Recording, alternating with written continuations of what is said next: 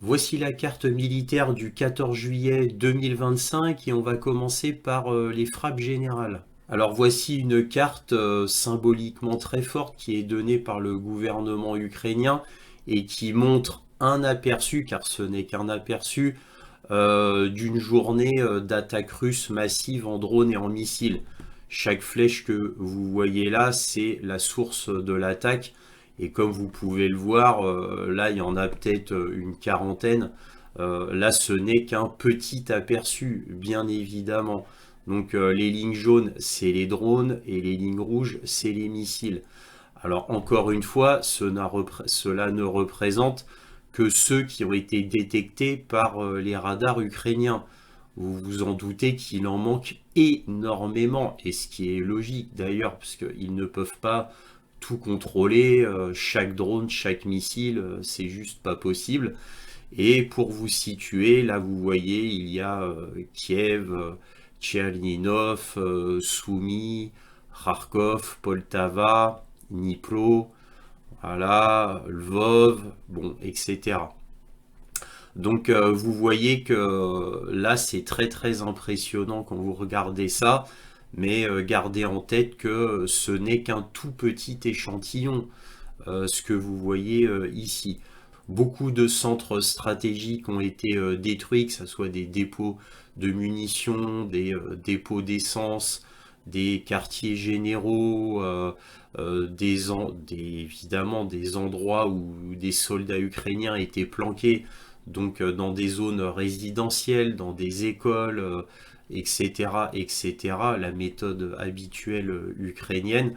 Et comme ils sont planqués, ben, des fois dans des appartements, et qu'ils sont dénoncés par les Ukrainiens locaux, hein, dans la grande généralité, ce sont des Ukrainiens locaux qui dénoncent bah, qu'il y a une activité suspecte au septième étage, au huitième étage, qu'il a vu des soldats ukrainiens. Et ces Ukrainiens qui sont des traîtres envers Kiev balancent tout aux Russes. Et c'est comme ça qu'il y a des attaques de drones qui visent tel ou tel étage. Évidemment, cela n'empêche pas qu'il y ait des dommages collatéraux et qu'il y a des innocents qui en payent le prix malheureusement, bien évidemment. Alors retournons à la carte principale pour voir les autres attaques générales. Donc à noter que sur Lvov, il y a une usine nommée Electron qui a été détruite par les Russes. C'est une usine qui fabrique du matériel électronique militaire, entre autres choses. Là, sur Kharkov, Kremenchuk et Zaporojye, les villes mêmes, hein, là, ici, hein, pas les banlieues, dans les villes mêmes de ces trois grandes villes, encore des centres de recrutement ont été détruits. Alors évidemment, tout ça, c'est à la grande joie des Ukrainiens, parce que ça évite qu'il y ait des nouveaux jeunes qui aillent sur le front, évidemment, de manière contrainte et forcée, manu militari. Cela va de soi. Donc en réalité, la population ukrainienne, dans sa grande majorité qui entend ça, est quand même assez contente que ces centres de recrutement forcés soient détruits. Alors, comme d'habitude, on va parler sur le front en commençant par le sud. Alors, que peut-on dire? Donc là, il y a eu une petite avancée russe. Donc la semaine dernière, ils avaient pris Kamensk. Là, ils se rapprochent de la ville de Plavno, ici, petite ville côtière. Donc bon, bah, tout doucement, hein, ça monte vers Zaporojye, la ville, mais bon, ils en sont encore très loin. Alors, il y a une grande route qui leur permet d'avancer plus vite, hein, ils ne sont pas en race campagne, mais le gros de l'affaire, ça reste évidemment Orirov, ici, hein, qui est un nœud logistique très important et qui a été très fortifié avec le temps, puisque ça fait très très très longtemps que ni les Ukrainiens ni les Russes avancent ici, ça fait un moment. Ici, je l'ai entouré d'un triangle rouge, c'est tout nouveau. Alors pourquoi Gouliapolier, là, je l'ai entouré d'un triangle rouge? parce que c'est un nœud logistique assez important, beaucoup moins important qu'Overov, bien sûr. Et donc, je suppose que les Russes qui avaient fait une avancée ici vont aller sur Gouliapov, je le suppose. Bon, nous verrons bien. En tous les cas, c'est clair que ça va être la nouvelle cible russe. Alors maintenant sur Donetsk. Sur Donetsk, il y a eu une avancée relativement importante. Il y a deux villes qui ont été prises, trois même d'ailleurs. Trois villes qui ont été prises définitivement. Donc voilà, Donetsk commence à être entièrement prise, hein. L'oblast de Donetsk commence à être entièrement pris. Donc nous allons voir. Bon, il reste des poches comme ici. D'ailleurs, je suis étonné qu'ils avancent là alors qu'ils n'ont pas déblayé cette poche. Mais bon, peut-être que c'est plus facile ici d'abord. Bon, nous verrons bien. En tous les cas, là sur Paklovsk, il ne s'est rien passé. Là, Toretsk, il ne s'est rien passé. Tchassivial, là, c'était la semaine dernière. Les Russes continuent de nettoyer Tchassivial. Je suppose que la semaine prochaine, ça devrait être fini. D'après les derniers rapports, les derniers que j'ai lus côté russe, les dernières poches ukrainiennes, ça y est, c'est quasi fini, hein. On va dire que il reste quelques dizaines de soldats ukrainiens. Pourquoi reste-t-il là d'ailleurs à combattre les Russes? C'est une question que je me poserai éternellement sur le front, parce que c'est toujours comme ça, hein. C'est jusqu'au dernier soldat, hein. Jamais d'ordre de retraite. Et ici, on en a encore la preuve. Là, dans la région de Siversk, les Russes n'ont pas avancé. Par contre, ici, les Russes ont pris cette localité-là. Donc, ils ont avancé. Là, évidemment, leur but, c'est de prendre Krasny Liman ici, hein. Et d'après ce que j'ai compris, ce sera pris de l'Est et du Nord. Bon, après, nous verrons bien, mais en tous les cas, c'est Krasny Liman qui est la nouvelle cible. C'est Krasny Liman qui est la cible principale dans cette zone-là, bien évidemment.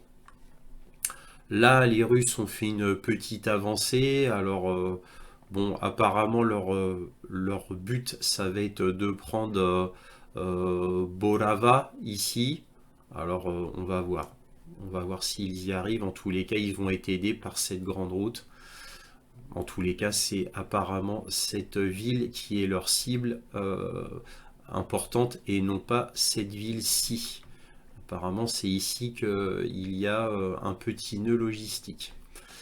Sur Kupiansk, Kupiansk, il y a eu une avancée importante russe, vous voyez, donc c'est une avancée, on va dire, agressive, hein. Là, il y a du nettoyage qu'ils sont en train de faire, hein. Ce n'est pas sous contrôle russe total, surtout la ville qu'ils viennent de prendre, qui n'est pas complètement sous contrôle. Donc en tous les cas, on peut supposer que la semaine prochaine ou dans 2 semaines, tout sera sous contrôle, ce qui est très inquiétant pour Kupiansk. Et nous allons voir s'ils vont faire la stratégie que je vous ai dite la semaine dernière, c'est-à-dire aller sur le long de la rivière Oskol pour refermer le chaudron afin de prendre au piège les Ukrainiens. Est-ce que les Ukrainiens auront l'intelligence ou l'ordre plutôt de se retirer pour éviter d'être pris au piège dans ce chaudron-ci?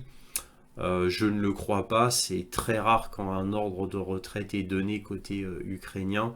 Donc pour moi, mais ça n'est que mon humble avis, je pense que les Russes ne vont pas se jeter sur Kupiansk directement, mais plutôt refermer le chaudron. Pour moi, c'est ce qui fait le plus sens stratégiquement. Ici, à l'extrême nord-est, les Russes ont encore avancé sur ce nouveau petit front qui est fait, qui fait environ 8 km de long. Donc là, ils avancent toujours. Donc apparemment, ils vont vouloir prendre Veliki Burluk. Apparemment, c'est confirmé, hein. Ça, je vous ai mis ça il y a quasiment un an maintenant, hein. C'est un centre logistique vraiment important du Nord. Donc je suppose qu'ils vont se diriger là, comme ça. Nous verrons bien. Sur Lipski, Volchansk, il ne s'est rien passé d'extraordinaire. Par contre, et ça c'est la nouvelle de la semaine, c'est une avancée ukrainienne. Donc là, les Ukrainiens, ils ont mis énormément de force. Vous vous souvenez, la semaine dernière, je vous avais mis des flèches bleues pour vous dire qu'ils avaient mis beaucoup, beaucoup de force ici sur Soumy. Et je vous avais dit que bon, ben, nous allons voir s'ils arrivent à tenir le front. Et là, les Ukrainiens, j'ai envie de vous dire, c'est la première fois que je vois ça. Je crois pas qu'il y ait déjà eu une occurrence comme ça. Les Ukrainiens ont non seulement tenu leurs engagements, c'est-à-dire toutes les forces qu'ils ont envoyées ont non seulement tenu toute la semaine, mais ils ont avancé. Donc ils ont avancé. Et alors ils ont repris une grosse partie de cette ville, d'Andriivka, et ils ont pris carrément la ville, là, donc qui s'appelle Kinitritivka. Donc bon, bah, là je suis étonné. Ils ont bien joué, ils se sont très bien battus. Là il y a eu une faiblesse clairement côté russe qui se sont laissés déborder. En tous les cas, c'est un fait plus que rarissime. Je ne me souviens pas que les Ukrainiens aient pu avancer autant, parce que là, c'est une avancée tout à fait notable, relativement importante. Alors pourquoi? Bah, faut pas se fier à l'épaisseur, qui évidemment n'est pas énorme, mais sur toute cette longueur-là. Donc là, les Ukrainiens ont fait fort, hein, ils ont bien joué. Et bon, bah, malheureusement, attention, ça a beau être une belle avancée ukrainienne, attention, ça peut être aussi une tactique russe, hein, parce que ça, c'est typique de la guerre d'attrition. Est-ce que les Russes, là, ont reculé pour mieux bombarder, envoyer des bombes planantes et faire tourner l'artillerie à plein pour les faire reculer? Est-ce une stratégie? Est-ce fait exprès? Ou est-ce vraiment une faiblesse russe et les Ukrainiens vont pouvoir en profiter pour reprendre une partie de Soumy qui est sous contrôle russe? Nous verrons bien. Moi, je penche plutôt pour la première option. Je pense que c'est une stratégie russe, c'est-à-dire les faire avancer. Ils vont être exaltés par leur sentiment de victoire. Ils vont vouloir avancer au maximum, comme d'habitude, et ils vont se faire massacrer via des bombes planantes et l'artillerie et des drones, bien évidemment. En tout cas, c'est mon opinion. Nous verrons bien la semaine prochaine.